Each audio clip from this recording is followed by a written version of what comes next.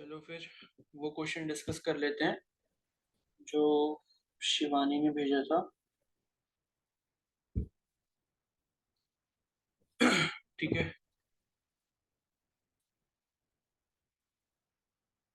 तो यहाँ पर ये क्वेश्चन जो है उसमें ये लिखा है कि पहली जो कंडीशन दी है कि आपका एक्सेलरेशन जो है ये वो यूनिफॉर्म है, यानी कि एक्सेलरेशन जो है वो कैसे है, कांस्टेंट है। ठीक है। और it's velocity after 5 second is 25 meter per second.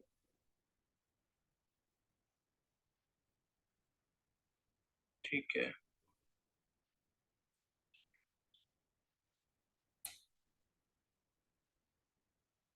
तो यहाँ पर आपको वेलोसिटी की दो कंडीशन दी हैं।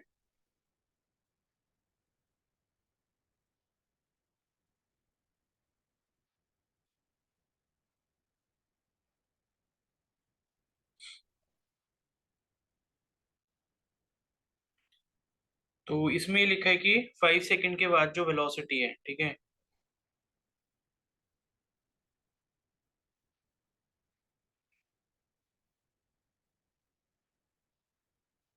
वो आपको दी है 25।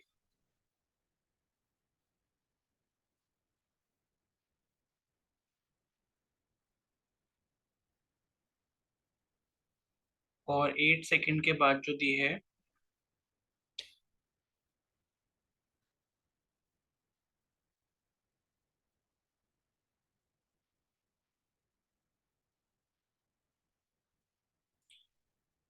तो आपसे S12 की वैल्यू पूछी गई है, यानी कि 12 सेकेंड में जो डिस्टेंस है वो यहाँ पर कितना ट्रेवल होगा। ठीक है। तो आपको यहाँ पर ये निकालना है।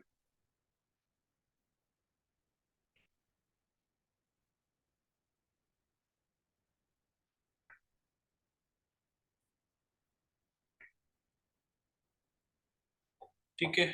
तो यहाँ पर देखो, देखो यहाँ पर ना क्या है कि दो टाइप के क्वेश्चन बन सकते हैं। एक वर्कशीट का लास्ट सेकंड क्वेश्चन, कशिश वो मैंने, चलो अभी बता दूंगा मैं। पहले आप मेरे को ये बताना कि वो क्या होगा, जो हमने Galileo's law of odd number पढ़ा था, ठीक है। तो उसको पढ़ के रखो, फिर मैं वो बता दूंगा, ठीक है।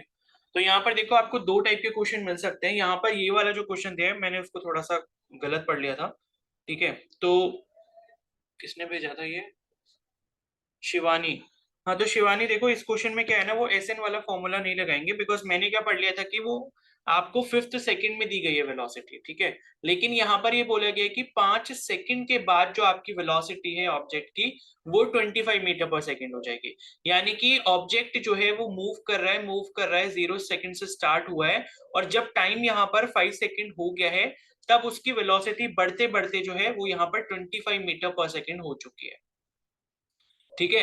और दूसरी चीज यहाँ पर ये दी है कि जब यहाँ पर टाइम मान लो 8 सेकंड का हो जाता है, जब टाइम आपका 8 सेकंड कंप्लीट हो गया है, तब यहाँ पर इस ऑब्जेक्ट की जो वेलोसिटी है वो 34 मीटर पर सेकंड हो चुकी है। तो अब आपसे पूछे कि 12th सेकंड में जो है आपकी वेलोसिटी कितनी होगी। ठीक है। वो ये नहीं पूछ रहा है कि 12th सेकंड के बाद कितनी होगी, वो ये पूछ रहा है कि 12th सेकंड में कितनी होगी। तो यही जो चीज है ना, इसमें बहुत अंतर होता है। अगर आपसे बोला जाए कि 5 सेकंड के बाद वेलोसिटी इतनी है या 5th सेकंड में वेलोसिटी इतनी है, तो 5th सेकंड में अगर कोई बोल रहा है कि वेलोसिटी इतनी है, यानी कि 4th सेकंड कंप्लीट होने के बाद 5th वाले सेकंड में जो वेलोसिटी होगी वो कितनी होगी, वो ये चीज बता रहा है। ठीक है। उस टाइम की जो एग्जैक्ट वेलोसिटी होगी। तो अभी यहाँ पर ये जो आफ्टर 5 सेकंड और आफ्टर 8 सेकंड दिया है, तो यहाँ पर हम वो यूनिफॉर्म मोशन वाली जो इक्वेशन है वो यहाँ पर हम यूज कर सकते हैं, जो कि है v is equal to u plus A T. ठीक है।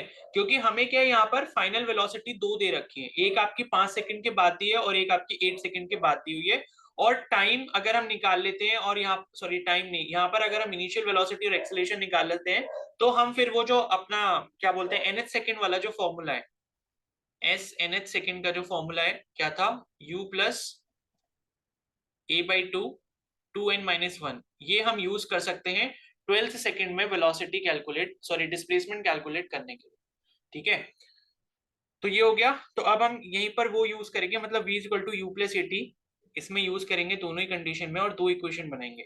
तो v हमें पहले केस में दिया है 25, मतलब एक केस ऐसा दिया है जिसमें फाइनल वेलोसिटी हमारी 25 हो जाती है, और इनिशियल वेलोसिटी u हमें पता नहीं है कि कितने वेलोसिटी से उसने चलना स्टार्ट किया था, एक्सेलरेशन भी नहीं पता है, टाइम इसमें कितना है 5 सेकंड का है।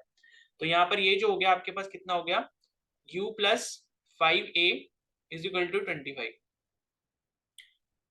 ठीक है, तो फर्स्ट इक्वेशन ये हो गई हमारी। और उसी तरीके से यहाँ पर जो आपको सेकंड इक्वेशन दी है उसमें आपकी 34 मीटर पर सेकंड वेलोसिटी हो चुकी है, और इनिशियल वेलोसिटी हमें पता नहीं है, ए एज इट इज ही रहेगा, एक्सेलरेशन भी हमें नहीं पता है, और टाइम जो है तब हमारा 8 सेकंड का हो चुका है।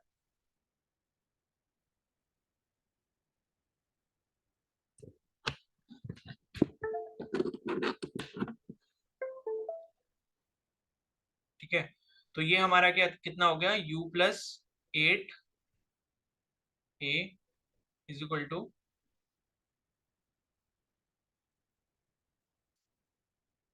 34। ठीक है, यही कंडीशन थी। अब बस इन दोनों इक्वेशन को आपने सॉल्व कर लेना है।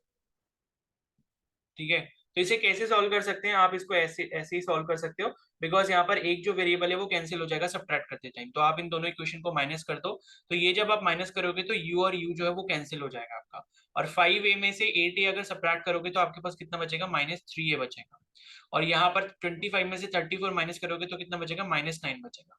तो a की जो वैल्यू है आपके पास कितनी आ गई, 3 मीटर पर सेकेंड स्क्वायर आ गई। ठीक है, माइनस से माइनस कैंसिल हो गया, 9/3 3 बचेगा, तो 9/3 यानी कि 3 मीटर पर सेकंड स्क्वायर हो गई यहाँ पर एक्सेलरेशन की वैल्यू। ठीक है, तो अब एक्सेलरेशन अगर हमें मिल चुका है तो यहाँ से हम क्या कर सकते हैं, u की वैल्यू निकाल सकते हैं, किसी भी इक्वेशन को यूज कर लो, तो u plus 5a is equal to 25, हम इस इक्वेशन को यूज कर लेते हैं।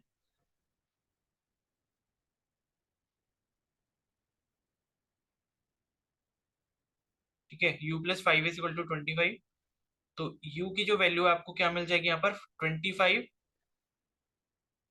ठीक है, ये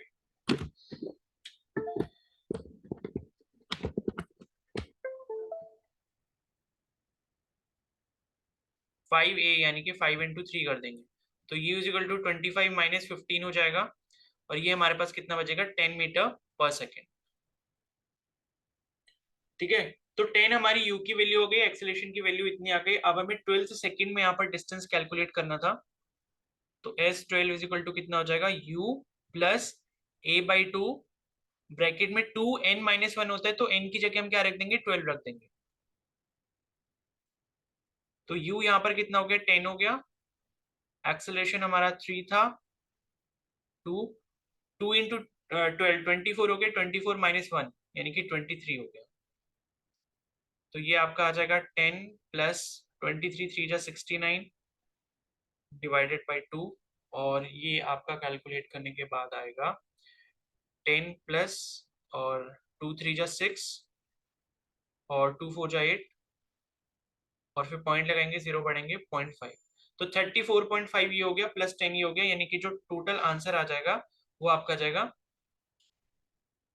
44.5 मीटर, ये आपका आंसर हो गया। ठीक है, ये एक्चुअली मेरा पेन टैब आज बहुत दिक्कत कर रहा है, चलो, तो 44.5 मीटर जो है उसका आंसर हो गया। ठीक है, समझ आ गया शिवानी? Yes sir. तो ये ऐसे करना है, और अगर आपको ऐसे दिया हो कि 5th सेकंड में इतना डिस्टेंस है और 8th सेकंड में इतना डिस्टेंस है, तब आप यही वाला फॉर्मूला 2 बार यूज करोगे, s is equal to u plus a/2 2n-1, और उससे फिर आप a और u की वैल्यू निकाल लोगे। ठीक है, और बाकी कशिश ने भेजा था मेरे को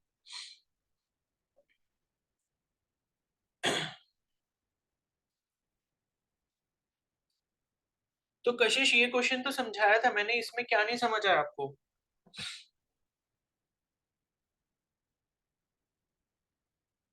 कशिश,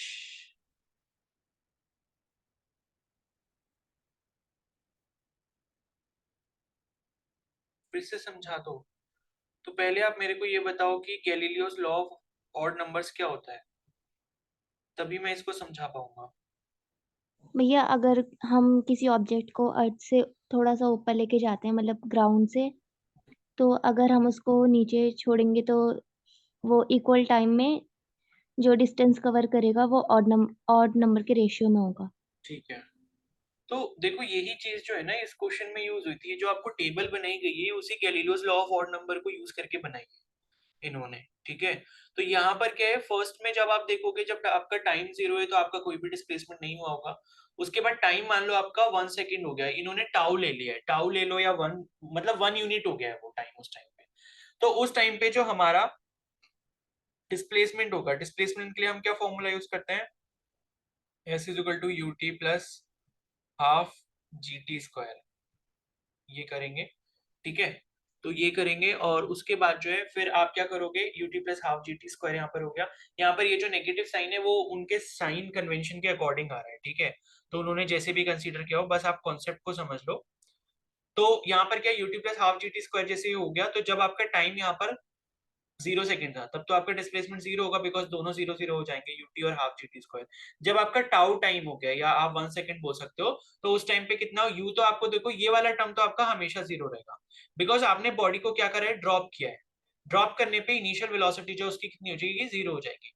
तो बेसिकली जिस पर ये डिपेंड करेगा वो सिर्फ और सिर्फ ये वाला टर्म है, हाफ जी टी स्क्वायर, ठीक है। तो इसमें जब आप टाइम की वैल्यू रखते जाओगे, जैसे मान लो आपने टाइम की वैल्यू रखी 1, तो ये कितना हो जाएगा, हाफ जी हो जाएगा, ठीक है। क्योंकि टाइम क्या हो गया आपका, 1 स्क्वायर हो गया, यानी कि 1 हो गया। उसी तरीके से जब आप टाइम यहाँ पर 2 सेकेंड रखोगे, तब आपका कितना हो जाएगा, ये 2 स्क्वायर यानी कि 4 हो जाएगा यहाँ पर, ठीक है। उसी तरीके से जब आप 3 रखोगे तो यहाँ पर कितना हो जाएगा, 9 हो जाएगा। तो इसी तरीके से ये हाफ जी की वैल्यू इन्होंने इस वाले केस में कितनी मान ली है, वाई नॉट मान ली है, ठीक है। ये जो वाई नॉट वैल्यू मान ली है, उसके बाद ये वाला जो रेशियो आएगा, क्या आएगा आपका, 1:4:9। और जैसे जैसे आगे आप टेबल बढ़ाते जाओगे, वैसे वैसे रेशियो आपका आगे बढ़ता जाएगा ऑड नंबर्स के रेशियो में, ठीक है। सॉरी ये थोड़ा सा गलत हो गया, हाँ ठीक है। तो मतलब ये रेशियो नहीं है, ये आपका नेट डिस्प्लेसमेंट है, ये टोटल डिस्प्लेसमेंट, यानी कि 1 सेकेंड में कितना किया, 2 सेकेंड में कितना किया, तीसरे सेकेंड में कितना किया। लेकिन अभी हमें कैलकुलेट यहाँ पर क्या करना है, कि फर्स्ट सेकेंड में कितना कितना ट्रेवल किया होगा उसने, फर्स्ट सेकेंड में कितना किया होगा, सेकेंड वाले सेकेंड में कितना किया होगा, और इसी तरीके से थर्ड वाले सेकेंड में कितना किया होगा, ठीक है। तो देखो जब भी हम ये बोलते हैं ना कि भाई फर्स्ट सेकंड का मतलब है कि 0 से 1 सेकंड का जो टाइम हुआ है, उस टाइम इंटरवल में इस ऑब्जेक्ट ने कितना डिस्टेंस ट्रेवल किया होगा। अगर हम बोल रहे हैं थर्ड सेकंड, तो थर्ड सेकंड का मतलब ये है कि थर्ड सेकंड जब हमारा शुरू हुआ होगा और फोर्थ सेकंड जब हमारा खत्म हुआ होगा, तो उस टाइम इंटरवल में हमने कितना डिस्टेंस यहाँ पर ट्रेवल किया होगा, ठीक है। तो ये चीज हमें पता लगती है यहाँ से, ठीक है। तो आप इसको मतलब ऐसे या तो नंबर लाइन से समझ सकते हो, कि मान लो आपका 0 सेकंड से यहाँ पर टाइम सपोज स्टार्ट होता है, तो 1 सेकंड जब यहाँ पर टाइम हो गया, तो फर्स्ट सेकंड का मतलब ये चीज है, ठीक है। मान लो आपका टाइम यहाँ पर 2 सेकंड हो चुका है, तो अगर मैं सेकंड सेकंड बोल रहा हूँ, सेकंड वाला जो हमारा सेकंड होगा, यानी कि 1 सेकंड और 2 सेकंड के बीच में जो टाइम इंटरवल है, उसे हम सेकंड सेकंड बोलेंगे, ठीक है। अब 0 के बाद 1 हुआ, 1 के बाद 2 सेकंड हुआ, 3 सेकंड टाइम हो गया, तो 3 सेकंड में मतलब सेकंड वाला जो सेकंड होगा और थर्ड सेकंड जो होगा, इसके बीच का जो इंटरवल है उसे हम थर्ड सेकंड बोलेंगे, ठीक है। और उसके बाद मान लो 4 सेकंड पे टाइम पे हम पहुंच गए, तो थर्ड और फोर्थ सेकंड के बीच का जो टाइम इंटरवल होगा उसे हम फोर्थ सेकंड बोलेंगे। तो ये जो आपका गैलीलियोस लॉ आता है ऑड नंबर का, ये आपको ये बताता है कि हर यूनिट टाइम में, यानी कि जो भी आप फिक्स टाइम इंटरवल ले रहे हो, उसमें जो डिस्टेंस आपका ट्रेवल होगा, उसका रेशियो आपका ऑड नंबर में होगा। यानी कि अगर हम 1 सेकंड करके ले रहे हैं, तो हमें first second, second second, third second, fourth second, fifth second ऐसे करना पड़ेगा। तो अभी जो हमें ये हाफ जी टी स्क्वायर की वैल्यू मिल रही है, ये आपकी टोटल वैल्यू है, यानी कि ये जो हाफ जी वन स्क्वायर मिला, ये आपका 1 सेकंड तक के टाइम का पूरा डिस्टेंस है। और ये जो आपको हाफ जी टू का स्क्वायर मिलेगा, यानी कि 4 मिलेगा, तो ये जो आपकी वैल्यू है, ये आपके 2 सेकंड तक की टोटल वैल्यू है, मतलब यहां तक की। तो अगर आपको सेकंड वाले सेकंड की निकालनी है, तो आप क्या करोगे, फर्स्ट वाले सेकंड की माइनस कर दोगे वैल्यू, तो आपको इतनी वैल्यू मिल जाएगी, मतलब ये वाली, ठीक है। तो हम क्या करते हैं, ये वाले में से, ये वाला जो टर्म है, इसमें से ऊपर वाला जो दिख रहा है आपको हाफ जी वन स्क्वायर, ये जब माइनस कर देंगे, तो हमें जो यहाँ पर वैल्यू मिलेगी, वो हमारी कितनी हो जाएगी, हाफ जी इंटू 3 हो जाएगी, ठीक है। यही जो हमें वैल्यू मिलती है, इसका मतलब ये जो वैल्यू है, ये हमारी डिस्टेंस की वैल्यू है सेकंड वाले सेकंड। और उसी तरीके से जब हम क्या करेंगे, ये हमने क्या निकाली थी, हाफ इंटू जी इंटू 9 निकाला था, तो ये वाली हमारी वैल्यू कहां तक की थी, 0 से लेके 3 सेकंड तक की पूरी वैल्यू थी। लेकिन हमें क्या करना है, थर्ड वाले सेकंड की वैल्यू निकालनी है। और थर्ड वाले सेकंड की वैल्यू कैसे निकलेगी, मतलब ये वाली जो वैल्यू है, सेकंड वाले सेकंड खत्म होने से थर्ड वाले सेकंड खत्म होने के बीच का जो टाइम इंटरवल है, वो हमारा थर्ड सेकंड होगा। तो ये वैल्यू आप कैसे निकाल सकते हो, पूरे 3 सेकंड के टाइम इंटरवल में से स्टार्टिंग के 2 सेकंड के टाइम इंटरवल का जो डिस्टेंस है वो माइनस कर दोगे तो आपको थर्ड सेकंड के डिस्टेंस का वैल्यू मिल जाएगा। तो वो जब आप यहाँ पर लिखोगे तो ये कितना हो जाएगा, हाफ जी इंटू 5 हो जाएगा, because half G into 9 minus half G into 4, 9 - 4 कितना हो जाएगा, 5 हो जाएगा। और यही रेशियो जब आप आगे ले जाते रहोगे तो इसी तरीके से आपको यहाँ पर 7, फिर यहाँ पर 9, फिर 11, ये रेशियो आपका चलता रहेगा और यही आपका Galileo's law of odd number है। ठीक है, अब यहाँ पर आप देख सकते हो जो भी वैल्यू मिसिंग थी वो आप इस तरीके से यहाँ पर कैलकुलेट कर सकते हो। वाई नॉट इन्होंने जो है हाफ जी टाउ स्क्वायर को माना। ठीक है, अब क्लियर हो गया कशिश? Yes sir. और बाकी का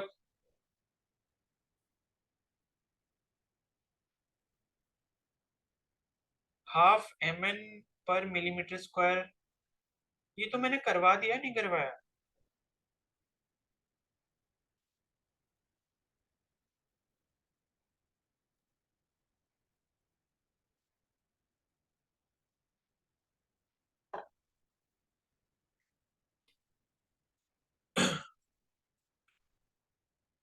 तो एक क्वेश्चन पूछा है आस्था ने,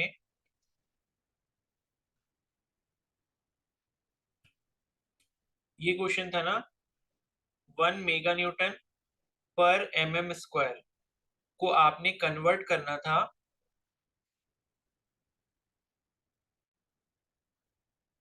किलोमीटर पर मीटर स्क्वायर। ये कैसे होगा भाई, किलोमीटर का होगा, ये किलो न्यूटन होगा। तो आस्था सही से चेक करो क्वेश्चन को।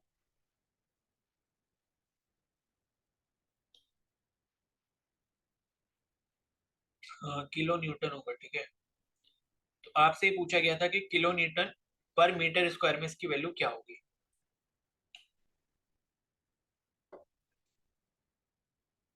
ठीक है,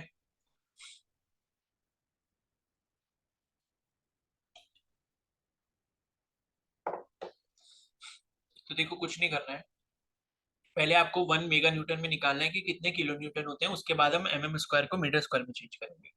तो पहले आप ये देख लो कि भाई आप ये चेक करो कि 1 न्यूटन में आपके पास कितने मेगा न्यूटन होते हैं और 1 न्यूटन में आपके पास कितने किलो न्यूटन होते हैं, उन दोनों को आपने बराबर रख देना है। तो 1 मेगा न्यूटन की वैल्यू कितनी होती है आस्था, न्यूटन में कितनी होती है?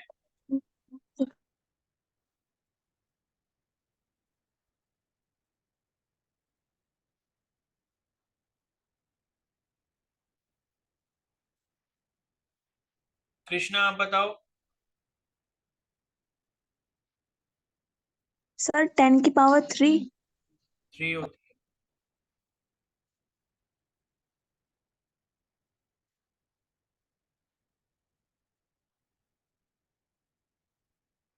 सना आप बताओ। Sir 10 to the power 6। 10 की पावर 6। कृष्णा प्लीज थोड़ा सा ध्यान दो, क्लास में भी नहीं आ रहे हो कृष्णा।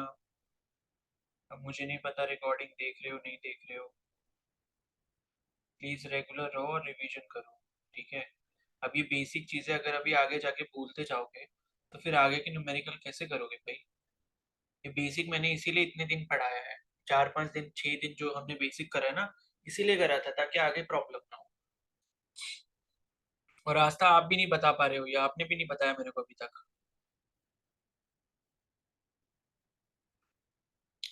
एग्जाम था तो रिवीजन कैसे होगा भाई, रिवीजन करते रहो ना।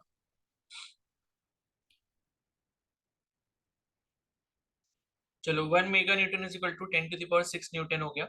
तो यहाँ से हम 1 न्यूटन की वैल्यू निकाल सकते हैं, कितनी हो जाएगी, 10 की पावर -6 न्यूटन, मेगा न्यूटन हो जाएगी। ठीक है, आई होप ये चीज आपको करनी आती होगी, मैं बता चुका हूँ, नहीं आती है तो फिर पिछले लेक्चर देख लेना, यूनिट एंड मेजरमेंट वाला जो बेसिक मैथ्स वाले जो थे। ठीक है, तो ये हो गया 1 मेगा न्यूटन। और उसके बाद यहाँ पर हमें अब कैलकुलेट करनी है 1 किलो न्यूटन की वैल्यू। तो 1 किलो न्यूटन हमें पता है 10 की पावर कितना होता है, 3 न्यूटन होता है। तो 1 न्यूटन की अगर हम वैल्यू निकालेंगे किलो न्यूटन के टर्म्स में तो हमें मिलेगी 10 की पावर -3 किलो न्यूटन।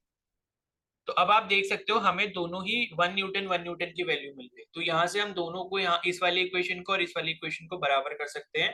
तो यहाँ से हमें मिल जाएगा 10 की power -6 mega newton is equal to 10 की पावर -3 किलो न्यूटन। तो अब हम यहाँ से 1 मेगा न्यूटन की वैल्यू निकाल लेंगे। 1 mega newton is equal to 10 की पावर -3 है, 10 की पावर -6 इसके नीचे आ जाएगा डिनोमिनेटर में,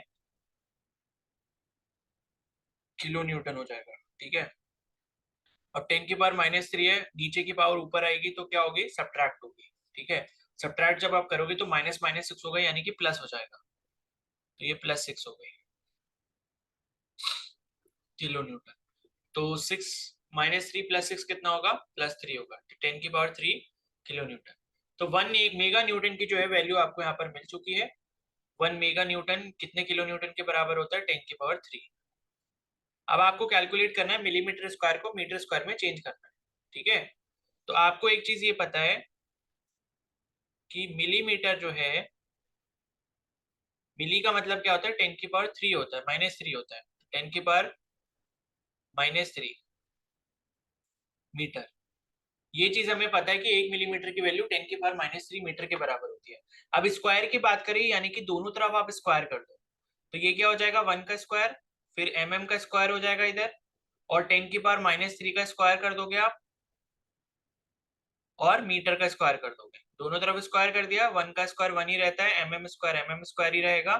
10 की पावर -3 का स्क्वायर, पावर के ऊपर पावर है, आपस में क्या हो जाएगी, मल्टीप्लाई हो जाएगी, 10 की पावर -6 हो जाएगा, मीटर स्क्वायर हो गया। तो 1 स्क्वायर इज इक्वल टू 10 की पावर -6 मीटर स्क्वायर होता है। तो यही वैल्यू हम यहाँ पर लिख देंगे नीचे, 10 की पावर -6। अब ये आपको मिल गया, 10 की पावर 3 ऊपर है, 10 की पावर -6 नीचे है, ये ऊपर जाएगा। ठीक है, तो 10 की पावर 3 + 6 बन जाएगा ये किलो न्यूटन पर मीटर स्क्वायर। तो यानी कि 10 की पावर 9 जो है वो इसका करेक्ट आंसर हो जाएगा।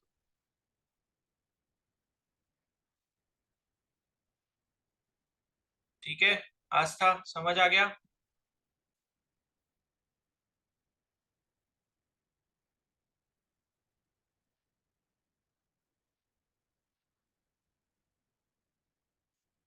कृष्णा बैकलॉग है तो देखो कंप्लीट तो करना ही पड़ेगा ना। अब अभी 2 दिन क्लास, अभी संडे और कब नहीं हुई थी, संडे को भी नहीं हुई थी, मंडे को भी नहीं हुई कल। ठीक है, तो जो ऐसे ऐसे टाइम मिल रहे हैं उसमें बैकलॉग करने की पूरा कोशिश करो ना, तभी हो पाएगा। ठीक है,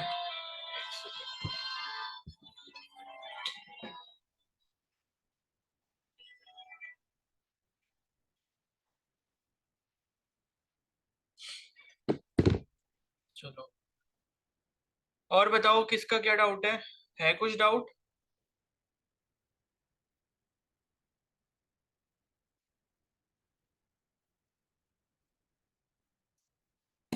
बोलो भाई।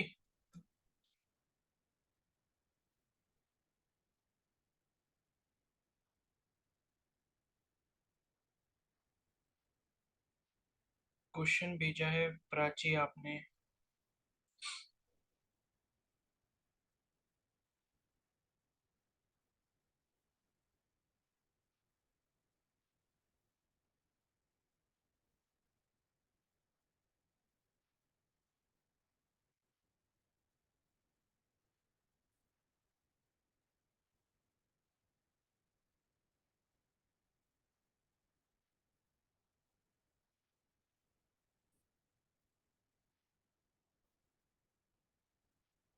प्राची इसमें क्वेश्चन क्या है फिर?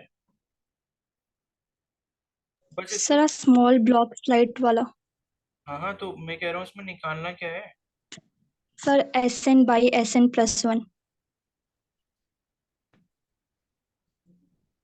Distance travel from time t is equal to n-1 to t is equal to n SN/SN+1।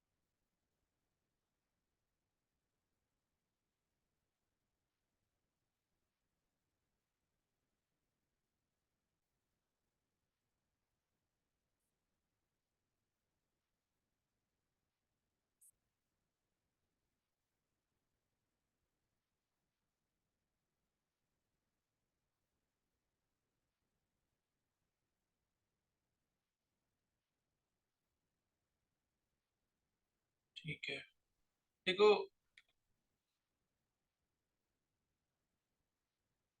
ठीक है, कृष्णा कर लेना, ठीक है, रेगुलर रहना।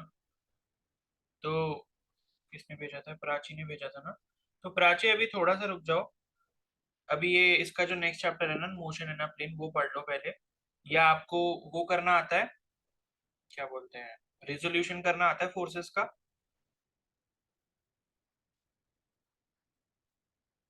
No sir. Free body diagram, resolution, ऐसा कुछ? चलो मैं ऐसे ही बता देता हूँ आपको थोड़ा सा।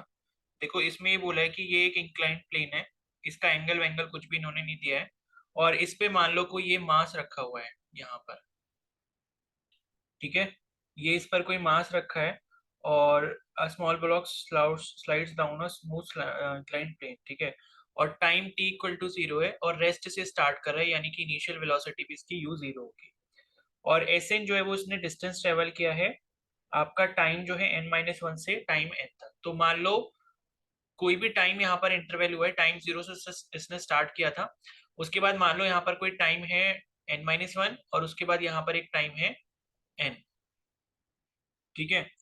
तो आपको रेशियो बताना है इसमें Sn/Sn+1 का।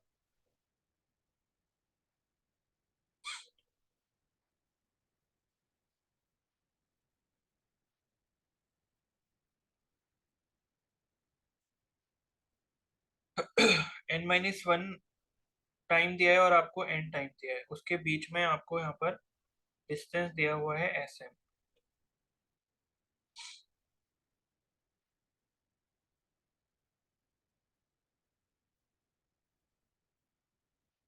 ठीक है।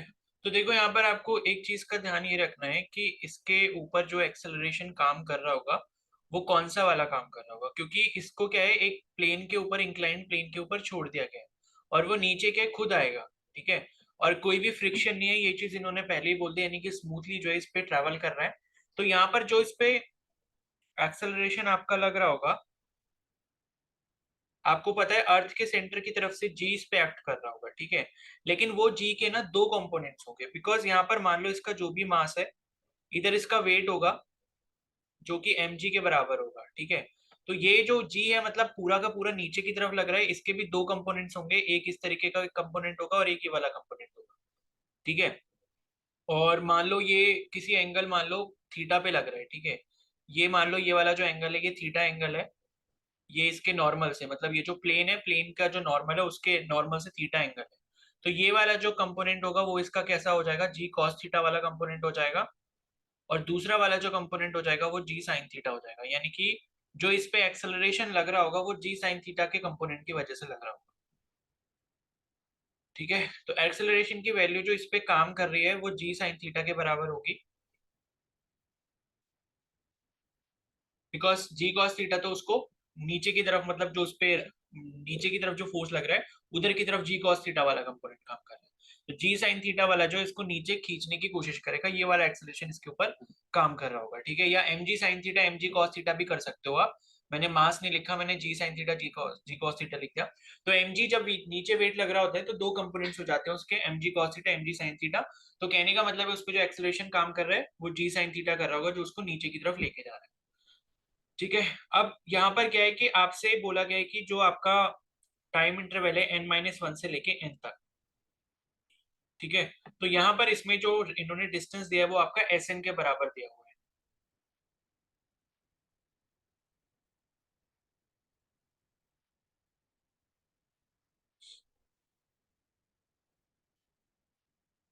ठीक है। तो Sn का अभी हमने फॉर्मूला जो पढ़ा था, Sn equal to u plus a/2 2n-1, ठीक है, इसी को हम लोग यूज करेंगे। और यहाँ पर आपको पता है u क्या हो जाएगा, जीरो हो जाएगा, बिकॉज इनिशियल वेलोसिटी इसकी जीरो है, और u की जगह मतलब एक्सेलरेशन की जगह हम क्या लिखेंगे, जी साइन थीटा लिखेंगे, बिकॉज वो वाला एक्सेलरेशन इसके ऊपर काम कर रहा है, डिवाइडेड बाई 2, और ब्रैकेट में क्या आ जाएगा, 2n-1 आ जाएगा। तो एक इक्वेशन जो है वो हमको ये वाली मिल जाएगी, और दूसरी जो इक्वेशन है वो हम निकालेंगे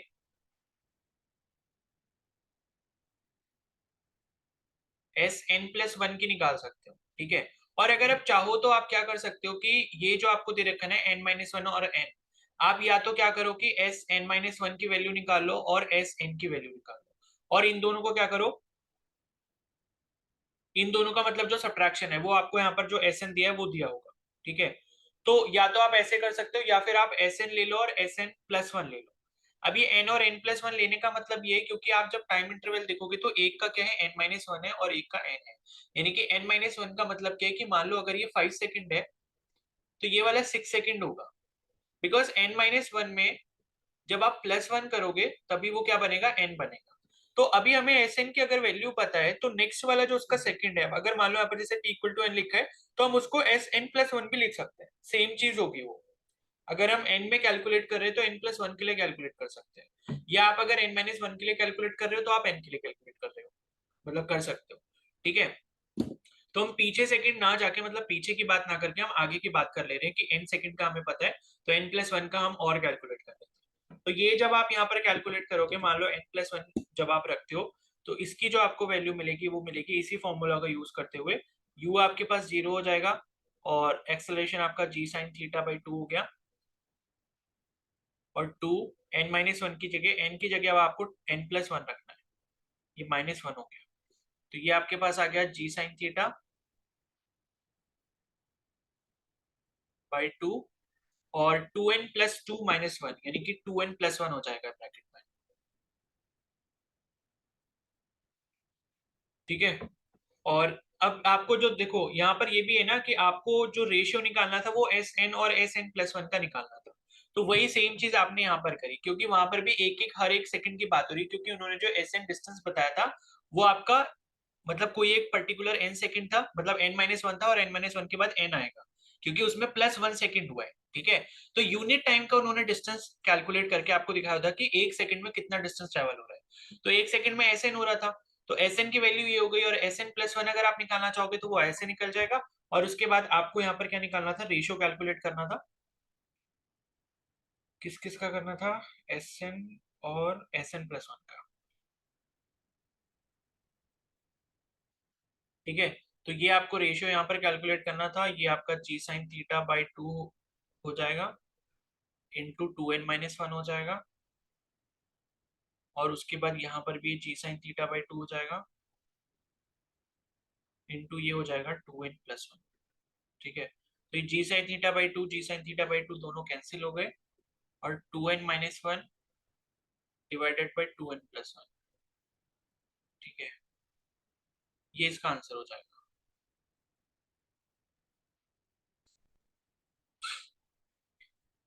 ठीक है प्राची। Yes sir. तो ये ऐसे करना है, ठीक है।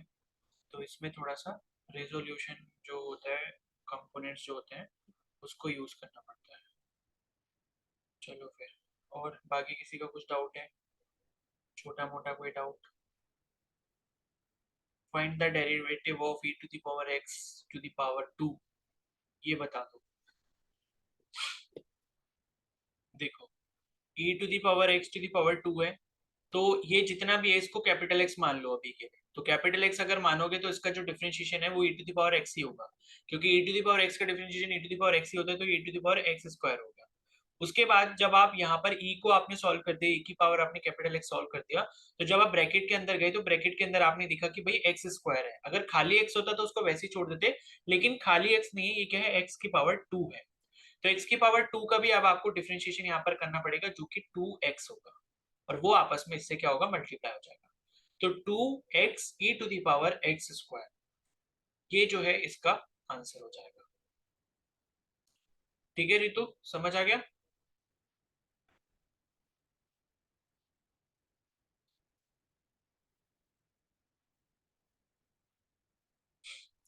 ठीक है, चलो फिर, अब तो मुझे नहीं लगता कि किसी के कोई डाउट है, बाकी आपके अगर डाउट थे तो आपको पढ़ के आना चाहिए था, क्योंकि भाई जब पढ़ोगे तभी डाउट आएंगे, नहीं पढ़ोगे तो फिर कोई डाउट ही नहीं आएगा, ठीक है।